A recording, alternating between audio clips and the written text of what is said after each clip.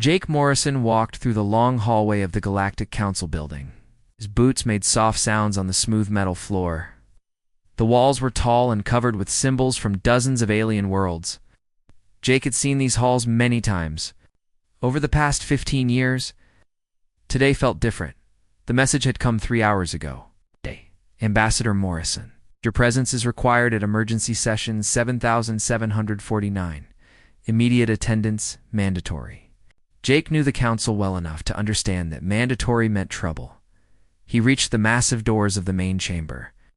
2 Zephyrian guards stood on each side. Their blue skin looked almost purple under the bright lights.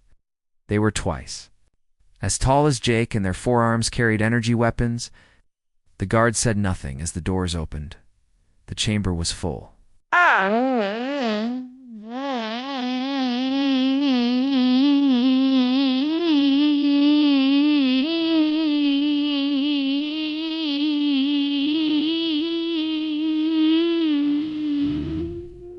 The chamber was full.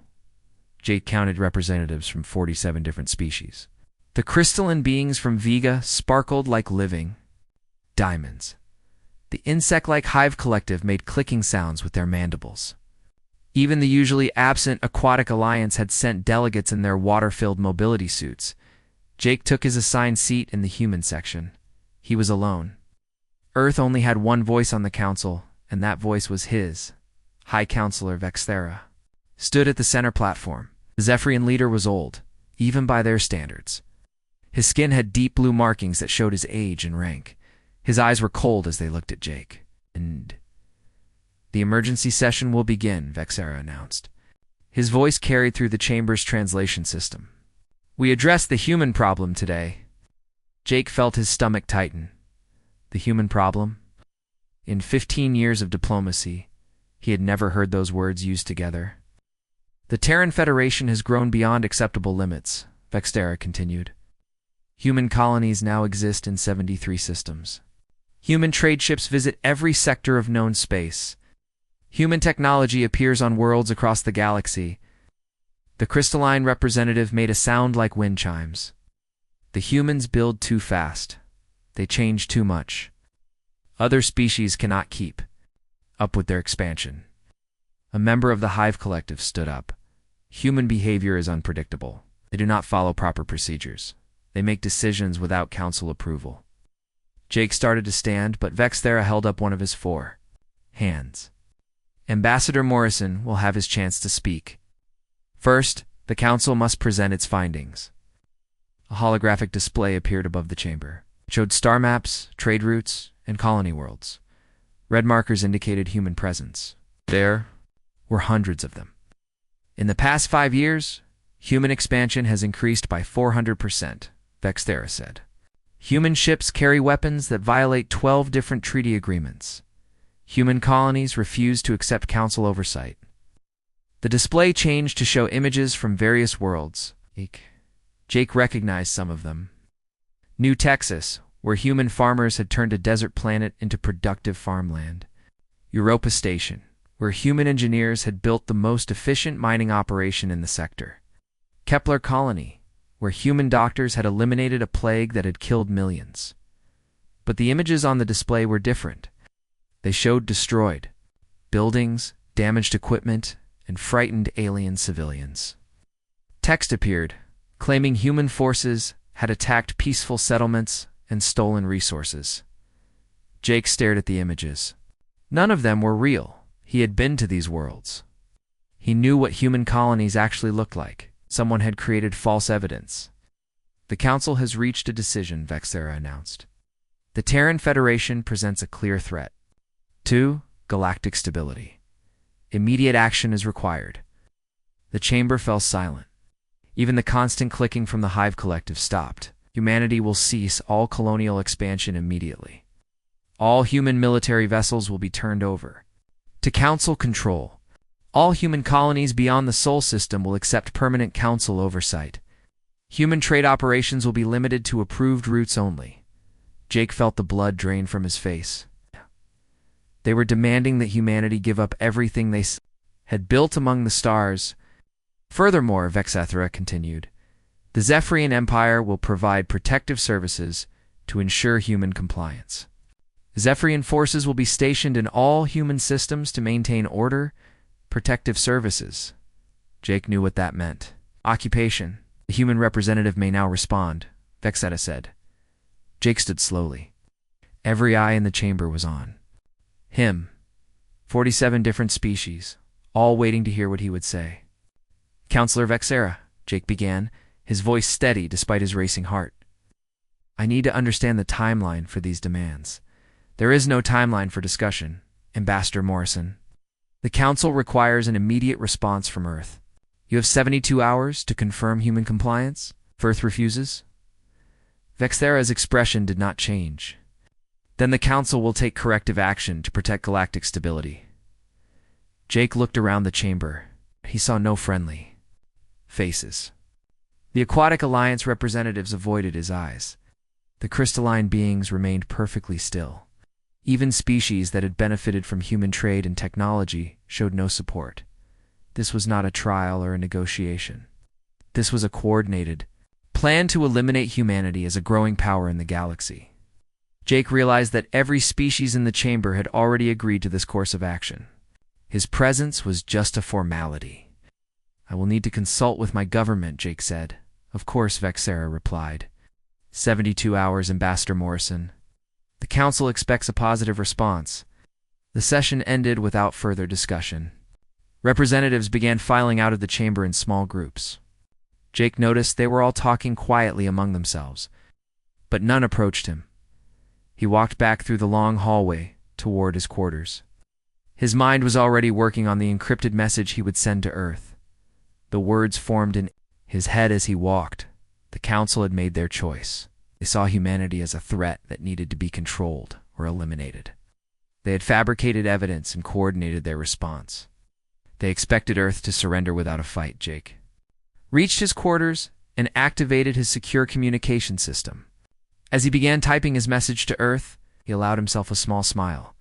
The Galactic Council was about to learn something important about humans. When backed into a corner, they did not surrender. They adapted. And Jake Morrison had a feeling that humanity's response would surprise everyone in that chamber. They've made their choice, he typed. Time for us to make ours. The message reached Earth 12 hours after Jake Morrison sent it. Within 30 minutes, every human facility in known space received the same coded transmission. Operation Homecoming had begun. Captain Lisa Hayes read the message 3 times.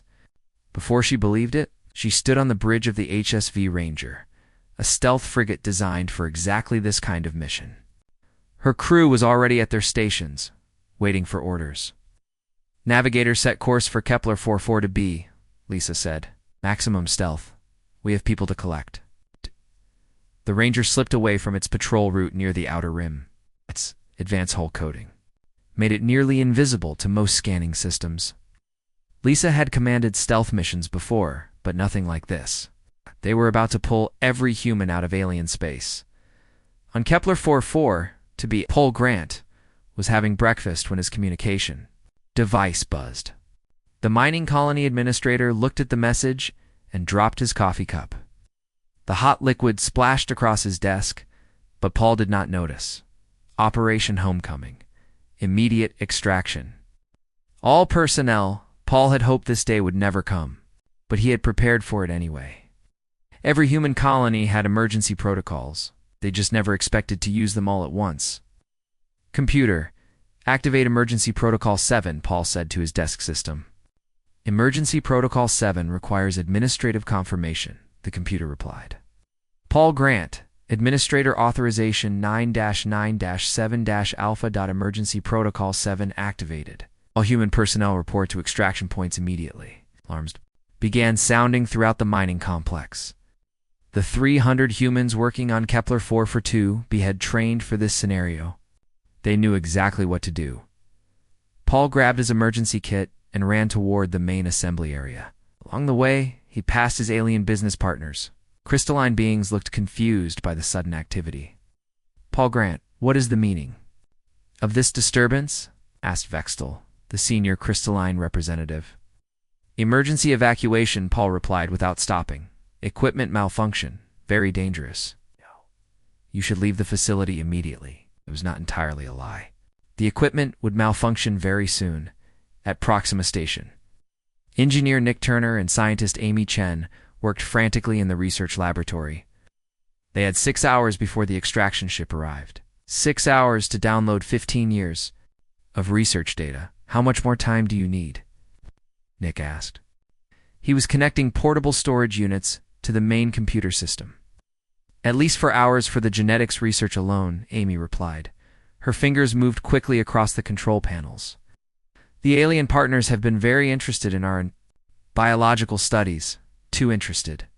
Nick knew what she meant. Over the past year, their Zephyrian research partners had asked increasingly detailed questions about human biology.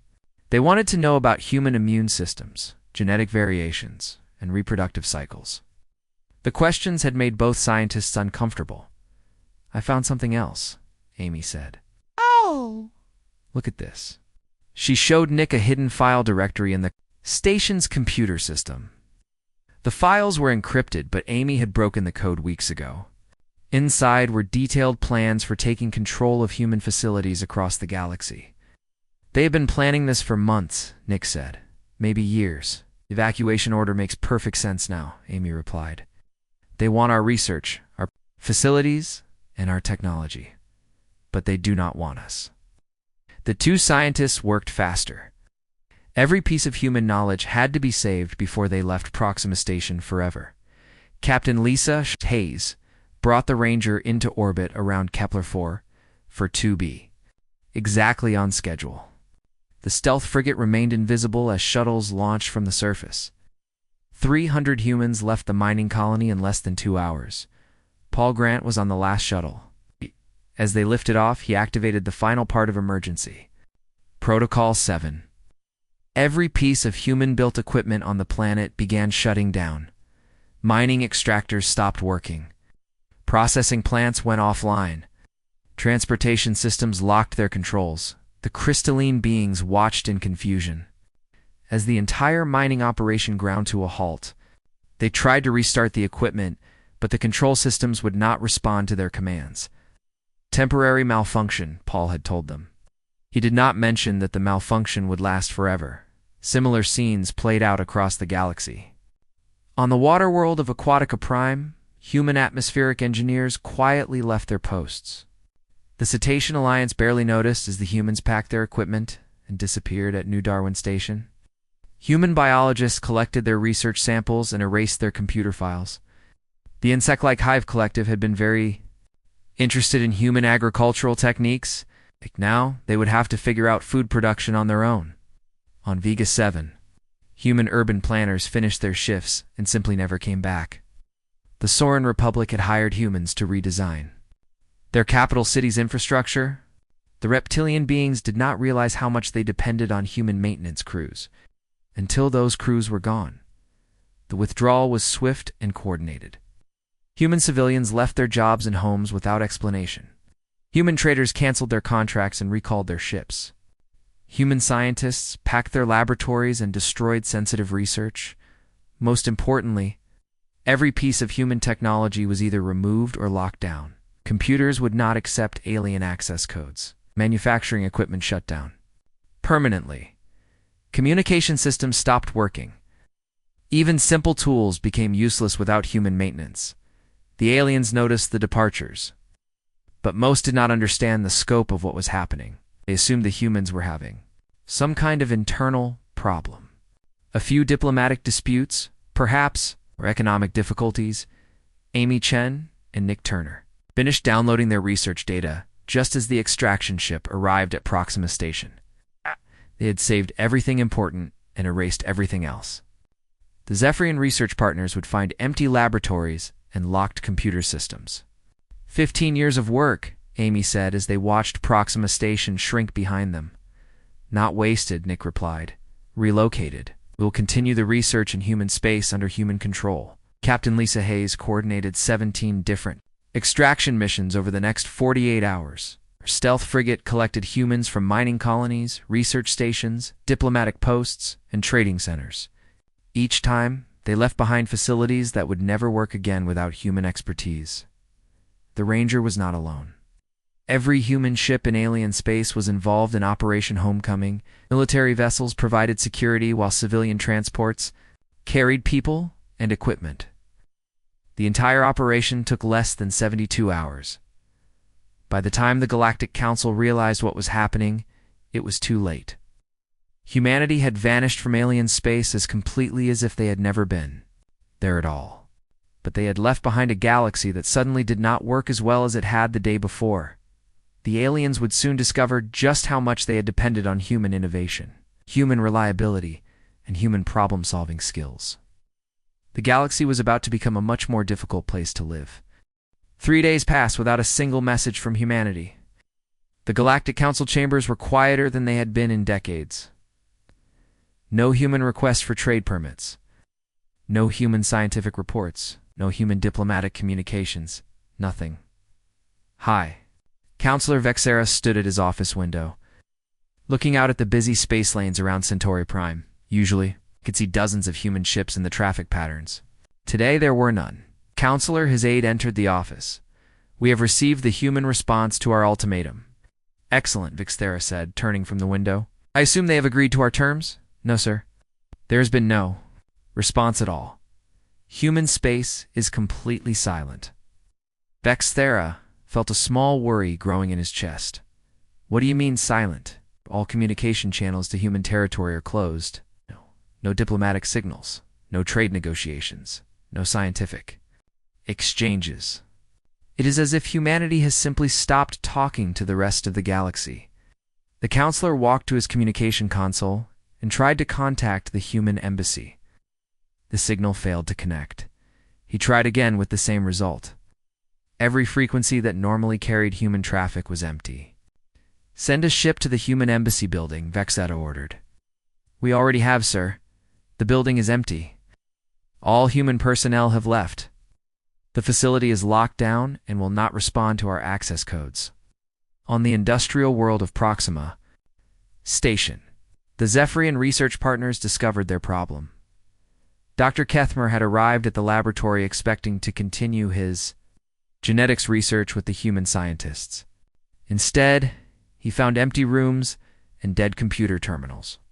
Where are the humans? He demanded from the station administrator. They left yesterday, the administrator replied. Said they had emergency orders from Earth. Kethmer tried to access the research computers. The screens displayed an error message. Access denied. Authorization required. He entered his research partner codes, but the system refused to accept them. These are human-built computers, the administrator explained. They only respond to human authorization codes. Without the human researchers, we cannot access any of their data. Kethmer realized that 15 years of joint research had just vanished. Worse, the ongoing experiments that required daily monitoring were now impossible to continue. The human scientists had taken all the access codes with them. The problems spread quickly across the galaxy. On the water world of Aquatica Prime, the atmospheric processors began showing warning lights. The Cetacean Alliance had depended on human engineers to maintain the complex systems that kept their cities breathing. Commander Velthor of the Aquatic Alliance tried to contact the human engineering team. His calls went unanswered. A search of the human quarters revealed that they had left during the night, taking all their technical manuals and diagnostic equipment. How difficult can it be to maintain these machines? Velthor asked his technical staff. The answer came 6 hours. Later, when one of the atmospheric processors shut down completely, the Cetacean engineers could not figure out how to restart it. The human-designed systems were far more complex than they appeared. At the Kepler 442b mining colony, the crystalline beings faced their own crisis. The mining extractors had stopped working the moment the humans left. The processing plants would not accept crystalline control codes. Even the transport vehicles refused to start. Vexdal, the senior crystalline representative, brought in technical experts from their homeworld. The experts studied the human-built equipment for days, but could not understand how it worked. The humans designed these systems with multiple security layers, the chief expert reported. Without the proper access codes, the equipment will not function. Worse, if we try to force access, the systems will permanently lock down. Surely we can reverse engineer their technology, Vextel said. Perhaps given enough time. But the humans built these machines with components that we do not fully understand. Some of the materials appear to be standard metals, but they have properties that we cannot replicate. The crystalline beings realized that their most productive mining operation had become completely useless overnight, without human expertise. They could not extract a single gram of ore from the planet they had shared for 5 years. Dr. Elena Rodriguez watched the developing crisis from her hidden monitoring station in the asteroid belt. The former xenobiologist had volunteered to stay behind and observe alien reactions to humanity's withdrawal. Her ship was small and well hidden, equipped with the most advanced scanning equipment human technology could provide. Elena's job was simple: watch and report. What she saw surprised even her. The Galactic Council had called 3 emergency sessions in as many days. Each meeting was more chaotic than the last. Species that had united against humanity were now arguing among themselves as their various crises deepened. The Hive Collective was facing food shortages. Their agricultural systems had been optimized by human scientists, but the insects had never learned how the improvements actually worked. Without human agricultural experts, their crop yields were dropping rapidly. The Soren Republic was dealing with infrastructure failures in their capital city. Human urban planners had redesigned their transportation networks, water systems, and power grids. The reptilian beings had grown dependent on human maintenance crews without realizing it, even the proud. The Zephyrian Empire was experiencing problems. Their hospitals used medical equipment that human doctors had helped design and calibrate. Their spacecraft carried communication systems that human technicians regularly updated. Their military forces used weapons that incorporated human metallurgy. Improvements. Alina sent her daily report to Earth through an encrypted quantum channel. Day 3 of Operation Homecoming. Alien infrastructure failures accelerating. No sign of adaptation to human absence. Recommend. Continued monitoring. Response from Earth was brief. Continue observation. Do not reveal position under any circumstances. At the Galactic Council chambers, High Counselor Vexthera called another emergency session. This time, the chamber was filled with panicked representatives from across the galaxy. The human withdrawal is causing significant disruptions, announced the representative from the Crystalline Consortium. Our most productive mining operations have ceased entirely. Our agricultural yields have dropped by 60%, reported the Hive Collective delegate.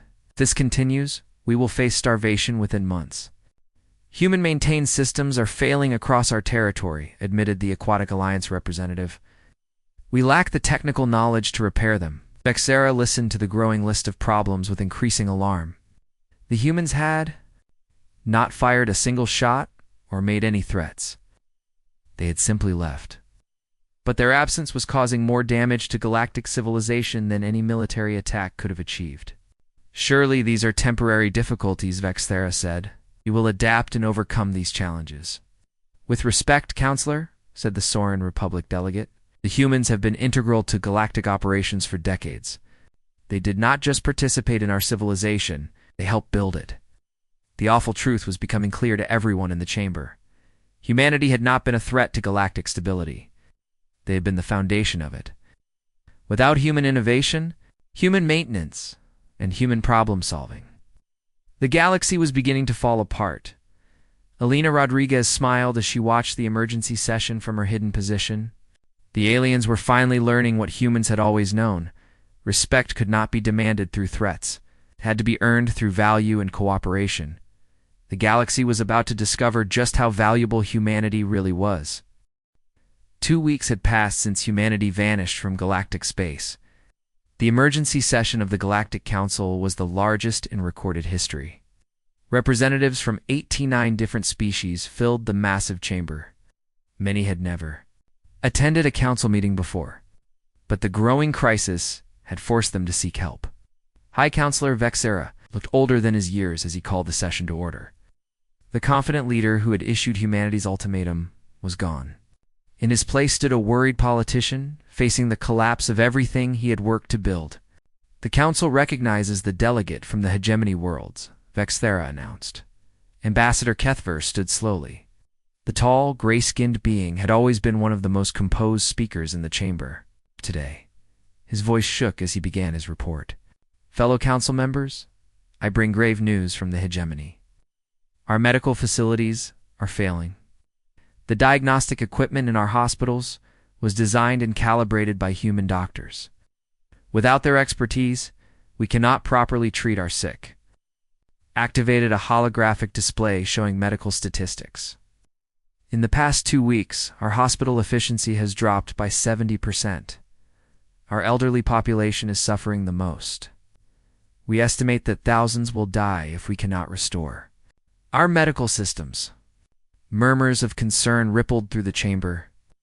The hegemony had some of the most advanced medical technology in the galaxy. If they were struggling, smaller civilizations would be in even worse trouble.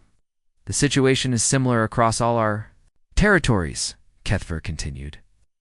"Our spacecraft maintenance systems use human-designed diagnostic tools.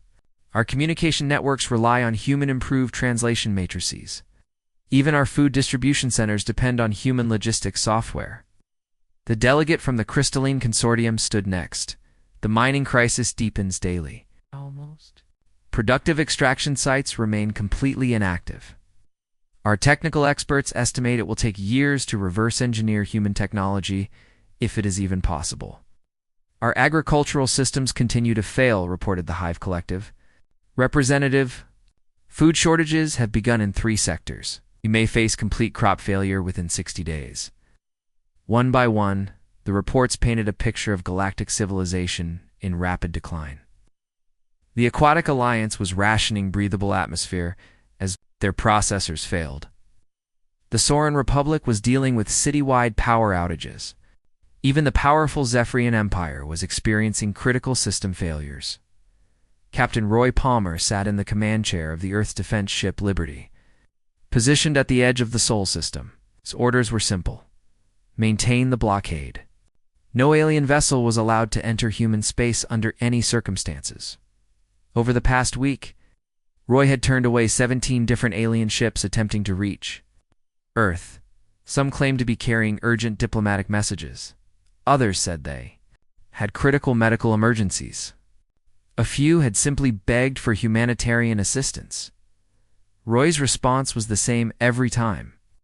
"This is Captain Palmer of the Earth Defense Force. You are approaching restricted space. Turn back immediately or face defensive action." Most ships complied. With the warning, a few had tried to force their way through. Those ships had been disabled by weapons that the aliens had never seen before. Human military technology had advanced considerably during the years of galactic cooperation, but the improvements had been kept secret. "Captain," his communications officer reported, "we have another ship approaching. It's flying Zephyrian Imperial colors." "Same response as always," Lieutenant Roy replied. "They turn around, or we turn them around." But this ship was different. Instead of trying to force passage, it stopped just outside the defense perimeter and began broadcasting on all frequencies. "This is High Admiral Zektar of the Zephyrian Imperial Fleet.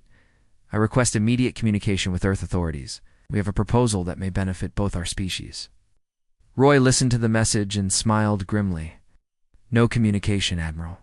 Turn back, please, Captain Palmer. Our empire is facing a crisis that only human expertise can solve. We are prepared to negotiate new terms for galactic cooperation. Turn back, Admiral." The Zephyrian ship held position for another hour before finally retreating. Roy made a note in his log. "Zephyrian Empire, now requesting negotiations.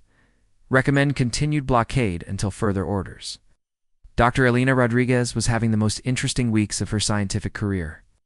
From her hidden observation post, she watched as galactic civilization slowly unraveled. Her daily reports to Earth had grown from simple summaries to detailed analyses of societal collapse. The aliens were discovering that humanity had become woven into the fabric of their technological society. Human innovations were not just helpful. Additions to alien technology, they were essential components that made everything work better. The translation matrices that allow different species to communicate has been subtly improved by human linguists. Without regular updates and maintenance, the systems were producing increasingly inaccurate translations. Already, 3 diplomatic disputes had erupted due to translation errors. The space traffic control systems that manage billions of ships across the galaxy used human-designed efficiency algorithms. Without human technicians to monitor and adjust the systems, space lanes were becoming congested and dangerous. Collision rates had increased by 400%. Even basic manufacturing was affected. Human metallurgists had developed new alloy formulations that made alien technology stronger and more efficient. Without access to human research, these improvements could not be replicated or maintained. Elena's most disturbing observation was how quickly the various species had turned on each other. The unity that had existed when they were plotting against humanity had vanished. Now they were competing for limited resources and blaming each other for the crisis. Day 14 of Operation Homecoming, Elena dictated into her recorder. Galactic. Infrastructure collapse accelerating. Interspecies tensions rising. No evidence of successful adaptation to human absence. The aliens appear to have forgotten how their own technology worked before human improvements. The response from Earth was longer than usual. Dr. Rodriguez, your observations confirm our strategic analysis. The galaxy needs humanity more than humanity needs the galaxy. Continue monitoring. New orders may follow soon. Back in the council chambers, High Counselor Vexera was struggling to maintain order. The session had devolved into arguments and accusations. Species that had been allies for centuries were now threatening each other over resource disputes. The humans planned this deliberately, shouted the crystalline representative. They made themselves indispensable so they could hold us hostage. We made ourselves dependent on them, replied the hegemony delegate. That was our choice, not...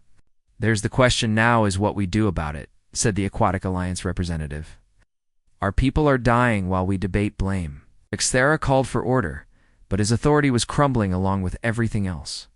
Several smaller species had already withdrawn from the council entirely, choosing to deal with their crises independently rather than wait for collective action. Perhaps, said a small voice from the back of the chamber, we should consider that we made a mistake. The speaker was Ambassador Yelinara from the Peaceful Confederation, a small group of worlds that had always voted for diplomatic solutions. Her species had been among the few to abstain from the vote against humanity. But the humans were not our enemies, Yelinar continued. They were our partners. They've destroyed that partnership and gained nothing but suffering. The humans were a threat to galactic stability, Vexera insisted, but his voice lacked conviction. Look around this chamber, Counselor, Yelinar replied. Where is the stability now? We have created the very chaos we claim to prevent. Truth of her words hung heavy in the air. The proud Galactic Council, which had ruled known space for millennia, was watching its authority collapse along with the civilization it claimed to protect. Captain Roy Palmer received new orders from Earth Command that evening. The message was brief but significant. Maintain blockade. Prepare for possible diplomatic contact. Do not initiate communication, but be ready to respond if direct contact is requested by Earth government. The tide was beginning to turn. Humanity was no longer just reacting to alien aggression.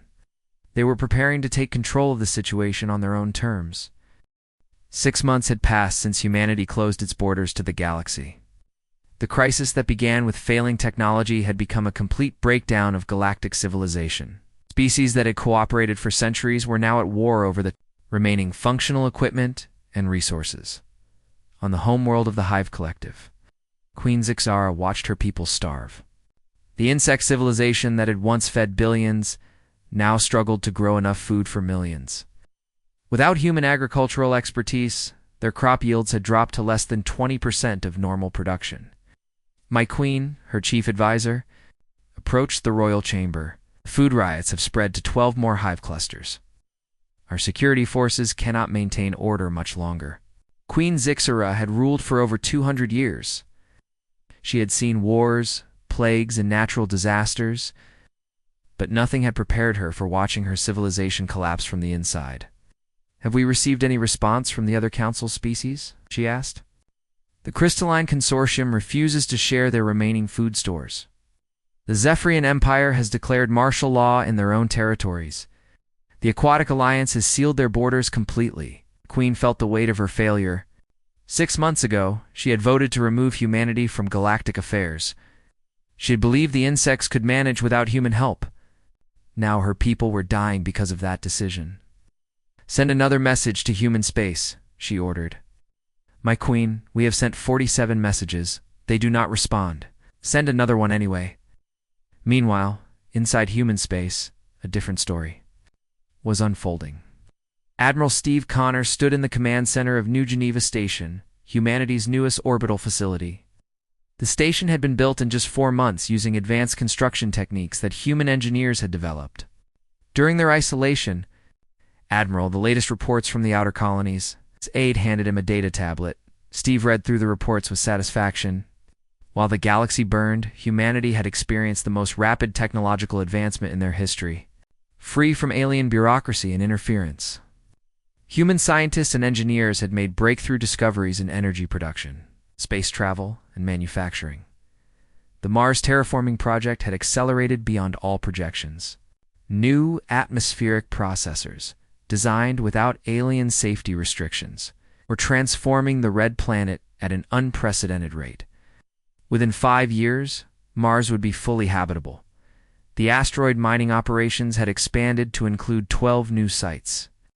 Human mining techniques, no longer limited by alien environmental concerns, were extracting resources at rates that made the old joint operations look primitive. Most importantly, human military technology had advanced dramatically. The ships, now defending human space, were generations ahead of anything the aliens possessed. Energy shields, faster-than-light communication, and weapons that could disable alien vessels without destroying them gave humanity a decisive advantage. "Any word from the diplomatic monitoring stations?" Steve asked. Dr. Rodriguez reports that the Galactic Council has not met in 3 weeks. Several member species have withdrawn entirely. The Zephyrian Empire is facing internal rebellions. The situation appears to be accelerating toward complete collapse. Steve nodded. "In our colonies, all human territories report excellent conditions. Food production is up 60%. Energy output has doubled. Population growth is at historic highs. The evacuation from alien space has actually strengthened our civilization." Dr. Amy Chen entered the command center, carrying a thick folder of research documents. The scientist who had escaped from Proxima Station 6 months ago is now leading humanity's most ambitious research project. "Admiral Connor, I have the final report on Project Renaissance," she announced. Steve took the folder and scanned the summary page. What he read made him smile. "These results are confirmed. Absolutely. We have developed manufacturing techniques that are 50 times more efficient than our previous methods. We can now produce in 1 month what used to take us 2 years."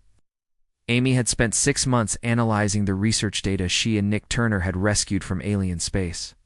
Combined with the unrestricted experimentation now possible in human territory, they had achieved scientific breakthroughs that would have taken decades under the old system.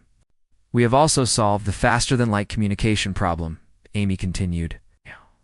"Our new quantum transmitters can send messages across the galaxy instantly. We no longer need to rely on alien relay stations." "How soon can we implement these technologies across all human colonies?" Steve asked. "The manufacturing upgrades are already in progress. We should have full implementation within 6 months. The communication network will take longer, perhaps a year, to cover all our territory." Steve realized that humanity had reached a turning point. They were no longer the junior members of galactic civilization. They had become the most technologically advanced species in known space. "Dr. Elena." Rodriguez had watched the galaxy fall apart from her hidden observation post for 6 months. Her reports to Earth had documented the complete breakdown of interspecies cooperation and the collapse of technological civilization outside human space. Her latest observations were the most dramatic yet. The Zephyrian Empire, once the most powerful force in the galaxy, was facing civil war. High Counselor Vexera had been overthrown by his own military commanders, who blamed him for the crisis. The new leadership was executing anyone connected to the decision to threaten humanity. The crystalline consortium had fragmented into dozens of competing factions, each fighting over the remaining functional mining equipment. The beautiful crystal. Beings were destroying their own civilization in desperate attempts to maintain their technology. The Soren Republic had abandoned their capital city entirely. The infrastructure that human engineers had designed was too complex for them to maintain. Millions of reptilian beings now lived in primitive conditions while their advanced cities crumbled around them. Even worse, several species were facing extinction. The Aquatic Alliance was running out of breathable atmosphere as their processors failed one by one. The Peaceful Confederation had lost 90% of their population to starvation and disease. Alina composed her most important report yet, Day 183 of Operation Homecoming. Galactic civilization has effectively ceased to exist. Multiple species facing extinction. No evidence of technological recovery. Recommend immediate consideration of humanitarian intervention. The response from Earth came within hours. Dr. Rodriguez, prepare for new mission parameters. Diplomatic contact may be authorized soon. Continue monitoring, but prepare for possible extraction. Back on the Hive Collective homeworld, Queen Zixara received an unexpected visitor. A small group of younger council members from various species had arrived at her court. They called themselves the Reform Coalition, and they had a desperate proposal. Your Majesty, spoke Ambassador Colvin from the Peaceful Confederation. We believe the time has come to approach humanity not as their superiors, but as their equals. The old council failed because it tried to dominate rather than cooperate. Added Representative Mordok from the hegemony. We propose sending a joint message to human space, requesting negotiations on new terms. Queen Zixara looked at the young aliens before her. They represented species that had learned harsh lessons over the past 6 months. Pride and arrogance had brought the galaxy to the edge of destruction. What makes you think the humans will listen? She asked. Because, replied Ambassador Yelenara from the Peaceful Confederation, they are not like us. They do not seek revenge. They seek solutions. If we approach them with genuine respect and offer true partnership, they may be willing to help save what remains of our civilizations. The Queen considered the proposal. Her people were dying. Her civilization was collapsing. Pride was a luxury she could no longer afford. Draft the message, she decided. But remember, we are no longer offering them terms. We are asking for their mercy. Captain Roy Palmer received the priority transmission from Earth Command while on patrol near the outer defense perimeter. The message was brief but significant. Prepare for possible diplomatic contact. New protocols attached. Humanity is ready to engage, but only on our terms. The galaxy was about to learn that the species they had tried to subjugate had become their only hope for survival. 8 months after humanity had closed its borders, the first alien message reached Earth in over half a year. Ambassador Jake Morrison read the transmission. 3 times before he could believe what he was seeing, the message came not from High Counselor Vexthera or the Zephyrian Empire, but from a coalition of younger alien leaders calling themselves the Reform Coalition. Their words were humble, almost desperate. To the government and people of Earth, we write not as your former rulers, but as beings who have learned the true cost of our arrogance. Our civilizations are dying. Our people suffer because we chose pride over partnership. We request the opportunity to negotiate new terms for galactic cooperation based on equality and mutual respect. Jake sat in his office on Earth, looking out at the blue sky he had not seen for 15 years. Coming home had been strange after so long in alien space, but these 8 months had shown him what humanity could accomplish. When free from galactic bureaucracy, his assistant entered the office. Ambassador Morrison, the president wants to see you. The alien message has been reviewed by the full cabinet. Jake walked through the halls of the New Earth government complex. The building had been constructed in just 6 months using advanced techniques developed during humanity's isolation. Everything was cleaner, more efficient, more beautiful than the old government buildings. President Sarah Taylor was waiting in the conference room with Admiral Steve Connor. Dr. Amy Chen, and several other key officials. The president looked tired but determined. "Jake, we need your assessment," President Taylor began. "Is this reform coalition legitimate, or is this another attempt to manipulate us?" Jake had spent months studying the intelligence reports from Dr. Rodriguez's monitoring station. The aliens were desperate, but desperation could make beings either honest or more dangerous. "Madame President, the coalition represents species that have lost everything. The Hive Collective is facing extinction. The peaceful Confederation has collapsed entirely. These beings have nothing left to bargain with except the truth." "About the Zephyrian Empire?" Admiral Connor asked. "Exthera was overthrown 6 months ago." "The new leadership executed him and most of his supporters. The Empire is fighting 3 different civil wars. They are not part of this coalition." Dr. Amy Chen leaned forward. "Our technological advantage is now overwhelming. We could dictate any terms we want." "Why negotiate at all?" "Because," President Taylor replied, "we are not them. We do not seek to rule through fear or domination. If we can save lives while securing our independence, we should try." The president turned to Jake. "I am authorizing you to conduct preliminary negotiations. But remember, we negotiate from strength, not weakness. Humanity is no longer asking for permission to exist among the stars." Jake nodded. "What are our terms?" "Complete human sovereignty over all our territories. No alien interference in human affairs. No Galactic Council authority over human actions. In return, we will consider providing humanitarian assistance to prevent extinctions." 1 week later, Jake Morrison stood in the docking bay of Neutral Station Alpha, facility that humanity had constructed in the empty space between territories. The station was a marvel of human engineering, built in just 2 months using their new manufacturing techniques. The alien delegation arrived in 3 ships. Jake recognized some of the faces as they disembarked. Queen Zixara of the Hive Collective looked frail and desperate. Ambassador Yelanara from the Peaceful Confederation moved slowly, clearly suffering from malnutrition. Representative Mordock from the Hegemony appeared older than Jake remembered. But there were also younger faces. Aliens who had not been part of the original council decision. These beings carried themselves differently, with less arrogance and more hope. Ambassador Morrison, Queen Zixara, spoke first. "Thank you for agreeing to meet with us." Jake noticed she had called him ambassador, not representative or junior. Delegate. It was a small sign of respect, but an important one. "Your Majesty," Jake replied formally. "Please, let us proceed to the conference room." The negotiations took place in a chamber designed specifically for multi-species meetings. The room was comfortable but clearly human in design, with technology that the aliens could not understand or replicate.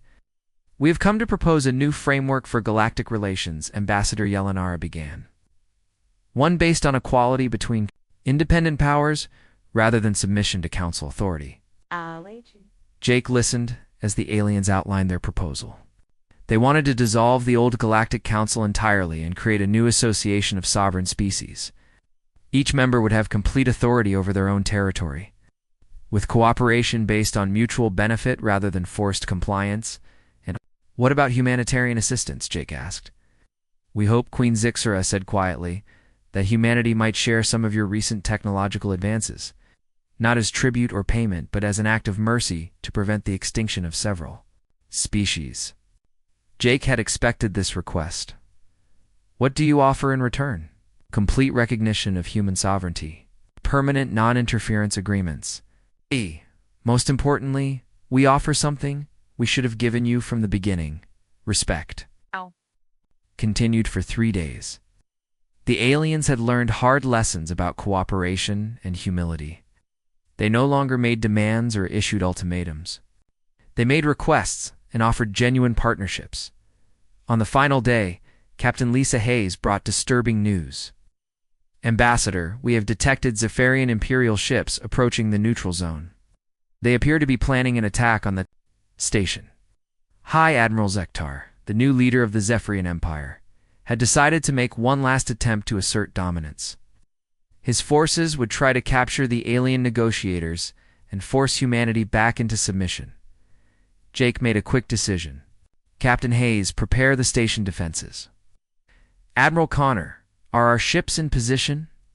Yes, sir. The new fleet is ready. When the Zephyrian attack came, it lasted exactly 17 minutes. Human ships appeared as if from nowhere, using stealth, technology that made them invisible until they chose to attack. Their weapons disabled the entire Zephyrian fleet without destroying a single ship. The alien negotiators watched in amazement as humanity demonstrated military capabilities beyond anything they had imagined. But instead of destroying their enemies, the humans simply sent them away with a message: inform your empire that this neutral zone is under human protection. Any further aggression will result in the complete isolation of Zephyrian space. Why did you not destroy them? Queen Zixara asked. Because destruction is not our goal, Jake replied. Security is our goal. The Zephyrian Empire will either learn to coexist peacefully or find themselves alone in the galaxy. The negotiations concluded with the Treaty of Neutral Station, the first agreement in galactic history between truly equal partners. Humanity would maintain complete sovereignty over their territory, while providing limited technological assistance to prevent extinctions. More importantly, the treaty established humanity not as subjects of galactic civilization, but as an independent power that others must respect. Dr. Alina Rodriguez finally returned to human space after 8 months of observation.